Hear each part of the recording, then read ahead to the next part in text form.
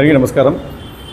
ఈరోజు press conference పెట్టడం ముఖ్య ఉద్దేశం ఏమంటే, నిన్న మొన్న అంతా మీడియాలో మేము చూస్తున్నాం, ఎల్లో మీడియాలో ఎస్పెషల్లీ ఈ టీడీపీ ఈ కూటమి ప్రభుత్వం వచ్చి ఒక కొత్త నాటకాన్ని స్టార్ట్ చేసినారు. ఏమంటే డిఎస్సిలో ఎవరు ఉద్యోగాలు వచ్చినాయో వాళ్ళు ఇళ్ళ కాడికి పోవడము, వాళ్ళు కూర్చోబెట్టడము, ఏమ్మా మీరు కష్టపడి ఉద్యోగం తెచ్చుకున్నారా, ఏ విధంగా మీరు ఉద్యోగం తెచ్చుకున్నారు, మీరు ప్రమాణాలు కూడా చేయండి, మేము కష్టపడి తెచ్చుకున్నామని చెప్పి ఒక కొత్త నాటకం చేసి ప్రజలకు ఏదో రకంగా మభ్యపెట్టల్లా, మేము చేస్తూ ఉండే తప్పును కప్పిపుచ్చుకోవాలనే ఉద్దేశంతో ఈ రెండో రకమైన నాటకం స్టార్ట్ చేశారు.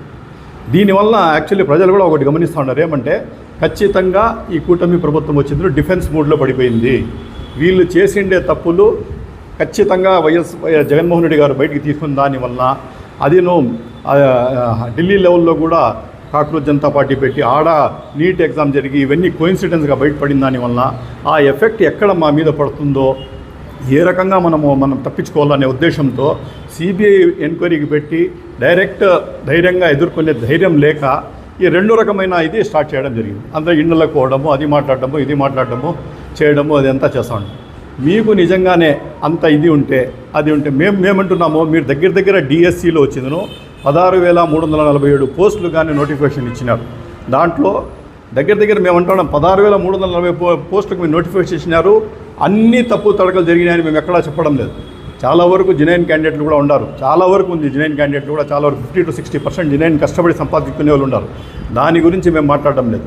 మేము మాట్లాడుతూ ఉండేది ఎవరు డూప్లికేట్ వేలో దొడ్డిదారిన ఉద్యోగాలు తెచ్చుకున్నారో వాళ్ళ గురించి మాట్లాడుతున్నాము. టోటల్ 16,347 పోస్టులకు గాను మేము మాకు ఫస్ట్ అనుమానమే ఎక్కడి నుండి వచ్చింది, మీ పేపర్ దీంట్లో అలాట్ ఇది చేసే వాళ్ళలోనే దాంట్లోనే కూడా కొన్ని అనుమానాలు వచ్చాయి. ఆ పేపర్ ఇది చేసిన దాంట్లో కూడా నవీన్ అనే అవుట్ సోర్సింగ్ ఉద్యోగి ఒక అతను వచ్చిందను, దాంట్లోనే పేపర్ తయారు చేసే దీంట్లో పని చేస్తూ అతను వచ్చిందను కృష్ణా డిస్టిక్ టాప్ ఫస్ట్ ర్యాంకర్గా తీసుకుని వచ్చినారు. తెచ్చింటే ఒకవేళ ఆయనకు వచ్చింటే మీరు ఉద్యోగాల్లో కానీ ప్రతి దాంట్లో కూడా ఆయనకి ముందు పెట్టాలి కదా. మీరేం చేస్తున్నారు, ఆయన పేరును టోటల్గా తొలగించేసి దానికి వచ్చేదను బ్యాన్ చేసి పెట్టేసి మిగతాంతా చేస్తూ ఉన్నారు. అదేవిధంగా వచ్చేదను స్పోర్ట్స్ కోటాలో ఎస్పెషల్లీ మ్యాక్సిమం ఇది జరిగిండేది ఎక్కడ అంటే స్పోర్ట్స్ కోటాలో జరిగింది. స్పోర్ట్స్ కోటాలో ఖచ్చితంగా మేము దాని గురించి చెప్పగలము. 372 పోస్టులు మీరు స్పోర్ట్స్ కోటాలో ఫిలప్ చేసినారు. దాంట్లో వచ్చేదను కూన రవికుమార్ గారు, ఆయన వచ్చేదను సాఫ్ట్ బాల్కు దీనికి ఇది ఉన్నారు.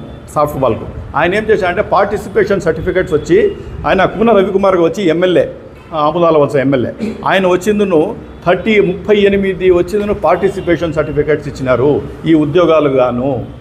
దాని మీద మాకు తీవ్రమైన అనుమానాలు ఉన్నాయి. అదేవిధంగా భరత్ గారు ఆయన కూడా ఎంపీ, ఆయన వచ్చి జూడో గేమ్కు ఆయన ఇన్ఛార్జ్గా ఉండి కూడా ఆయన వచ్చేది 39 వెరిఫికేషన్ సర్టిఫికేట్స్ ఆయన వచ్చేది ఈ పోస్ట్ ఫిలప్ చేయడానికి ఆయన కూడా ఇవ్వడం జరిగింది. ఈ టోటల్ ప్రక్రియ ఇది కాకుండా టోటల్ స్పోర్ట్స్ కోటాల్లో కూడా అవకతవకలు జరిగినాయి, ఖచ్చితంగా మేము చెప్పగలము.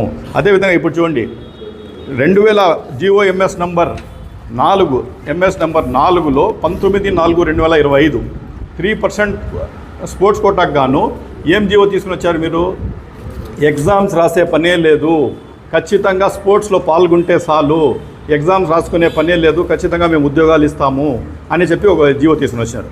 మళ్ళీ దానికి GOMS నంబర్ 47 కూడా తీసుకుని వచ్చారు, కొన్ని ఇది చేసి రిటర్న్ ఎగ్జామ్ అవసరం లేదు అని చెప్పి GOMS నంబర్ 47. ఈ డేట్ ఎక్కడ 19/4/2025.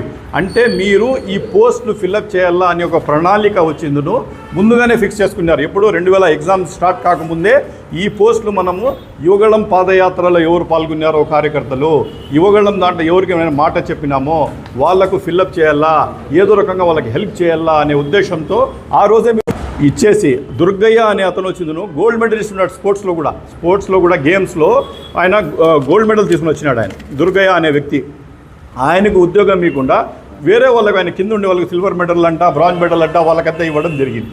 మీరు అప్పుడే ఒక జీవోలు రెడీ చేసేసి ప్రణాళికాబద్ధంగా 370 పోస్టులు కూడా యువగళం పాదయాత్రలో పాల్గొనే వాళ్ళకి ఇచ్చేసి దాని తర్వాత ఏం చేసినారు, మీరు మీ పని పూర్తి అయిపోయి పోస్ట్ ఫిలప్ అయిపోతానే ఇమీడియట్లీ కొత్త జీవోలు తీసుకుని వచ్చినారు. ఏమి GOMS నంబర్ 23 14/5/2026 అంటే 26కు అప్పటికే పోస్ట్ ఫిలప్ చేసేదంతా అయిపోయింది.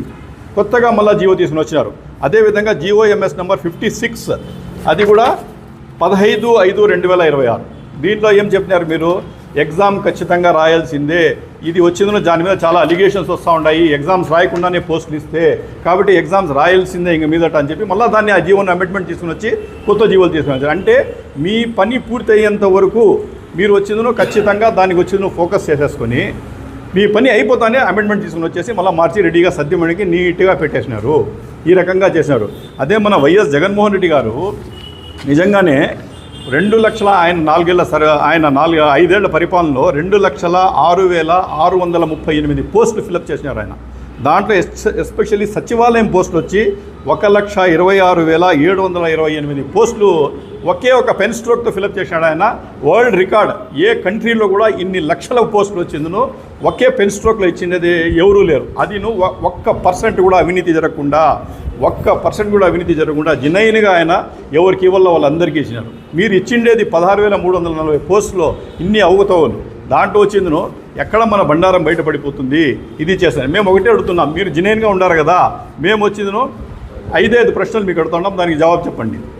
ప్రశ్న పత్రాల తయారీ పరీక్షలో ఒకే అధికారి చేతికి ఎందుకు ఇచ్చినారు? First question. సెకండ్ వచ్చిందను అవుట్ సోర్సింగ్ ఉద్యోగి నవీన్ అతనికి వచ్చిన మెరిట్ లిస్ట్లో కృష్ణా డిస్ట్రిక్ట్లో టాప్ ర్యాంకర్గా వచ్చింటే ఆయనకు మెరిట్ లిస్ట్ నుండి ఆయన పేరు ఎందుకు తొలగించినారు? అదేవిధంగా జియో నంబర్ 447లో 370 పోస్టులు భర్తీ చేస్తే అది ఎందుకు దానికి నిబంధనలు మళ్ళా జియోలు అమెండ్మెంట్ చేయడం జరిగింది? అదేవిధంగా జాతీయ స్థాయిలో గోల్డ్ మెడల్ తెచ్చిన వాళ్ళని పక్కన పెట్టేసి మామూలుగా మీరు పార్టిసిపేషన్ సర్టిఫికేట్స్ ఇచ్చినట్టే వాళ్ళకి పోస్టులు ఎట్లా ఇస్తారు? ఈ రకంగా చూస్తా అంటే టోటల్ వచ్చిందును అవినీతిమయంగానే ఈ పోస్టు ఫిలప్ జరిగినాయి. ఎస్పెషల్లీ స్పోర్ట్స్ కోటాలో తీవ్రమైన అనుమానాలు మాకున్నాయి దీని మీద. మీరు వచ్చిందును 3 టోటల్ పోస్టులకు గాను ఎందుకు ఈ రకంగా చేసినారు మీరు? అదే దానికి ఖచ్చితంగా మేము చెప్తా ఉన్నాం. కాబట్టి మేము ఒకటే చెప్తున్నాం, మీరు ఈ దొడ్డిదారిన పోయి వాళ్ళ ఇండ్ల కాడిపోయి వాళ్ళ చేత్తో మాట్లాడుతూ ఇది చేసుకుంటా ఉండే బదులు మీరు నిజాయితీగా కరెక్ట్గా చేసే వాళ్ళైతే 100% మీరు వచ్చిందును సిబిఐ ఎంక్వైరీ వేయండి. మీరు అంటున్నారు కదా అప్పుడు ఏపీపీఎస్సీలో కూడా గ్రూప్ 1లో కూడా చాలా వాళ్ళకు అనుమానాలు జరిగాయని. మేము దీని గురించి చెప్తా ఉంటే మీరు దానికి లేవుతూ ఉన్నారు. మా జగన్మోహన్ రెడ్డి గారు మన క్లియర్ కట్గా చెప్పినారు, మీకు చేతనైతే దీనికి రెండింటికి కలిపి మీరు ఎంక్వైరీ వేయండి, సిబిఐ ఎంక్వైరీ వేయండి అని క్లియర్ కట్గా చెప్పినారు. అదే మేము ఈరోజు కూడా డిమాండ్ చేస్తున్నాం. మీరు ఈ దొడ్డిదారిని పోయి ప్రజలకు మభ్యపెట్టే కార్యక్రమాలు చేస్తే ప్రజలు నమ్మే స్టేజ్లో లేరు. 100% మీరు వచ్చిందో దీంట్లో ఏదో సంథింగ్ జరిగింది, డిఫెన్స్ మూడ్లో దీన్ని కప్పిపుచ్చుకునే దానికి మీరు ఇదంతా చేస్తున్నారు. కాబట్టి మీకు నిజాయితీగా మేము చేస్తాము ప్రజలకు మేము ఖచ్చితంగా మేము జవాబుదారీతనంతో చెప్పాలనుకుంటే ఖచ్చితంగా సిబిఐ ఎంక్వైరీ వేయండి. మీకు ఈ దొడ్డిదారిని చేసే ఇది అవసరం ఉండదు. కాబట్టి వైఎస్ఆర్ కాంగ్రెస్ పార్టీ తరఫున మేము 100%గా సిబిఐ ఎంక్వైరీ చేసి 100% దీని ఏవి రుసుగులు ఉన్నాయో ఎస్పెషల్లీ స్పోర్ట్స్ కోటా పోస్టులు ఏ రకంగా ఫిలప్ అయినవన్నీ బయటికి తీసి ఖచ్చితంగా మన లోకేష్ గారు వచ్చిందును 100% ప్రజలకు క్షమాపణ చెప్పాలా. వీలైతే అది ప్రూవ్ అయితే కూడా రాజీనామా చేయాలని చెప్పి కూడా మేము వైఎస్ఆర్ కాంగ్రెస్ పార్టీ తరఫున డిమాండ్ చేస్తాం.